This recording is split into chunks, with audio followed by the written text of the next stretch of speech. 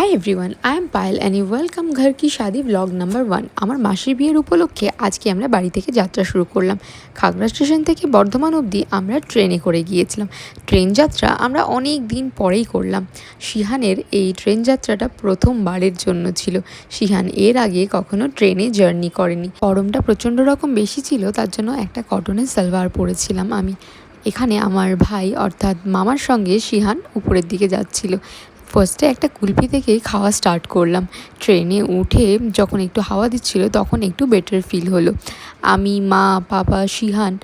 ট্রেনে আমাদের সেরকম খাওয়ার ইচ্ছে না হলেও শিহানের জন্য আমাদেরকে অনেক কিছু কিনতে হচ্ছিলো, কারণ যখন যেটা দেখছিল সেটা নেওয়ার জন্যই সে বায়না করছিল। তো সে খেতে না পারলেও সে সেই জিনিসটা নেবে, তাই এটা ওটা করে আমাদেরকে কিনতে হচ্ছিলো। তারপর কাটোয়া স্টেশনে আমরা কিছুক্ষণ দাঁড়িয়েছিলাম, কারণ সেখানে আমাদেরকে ট্রেন চেঞ্জ করতে হয়েছিল। ট্রেন থেকে বাইরের নাজারাটা খুব সুন্দর ছিল। এই করতে করতে স্টেশন পৌঁছে যায়। সেখান থেকে ডেস্টিনেশনে পৌঁছে আমরা দেখি যে ব্রাইড নিজে এসেছিল আমাদেরকে রিসিভ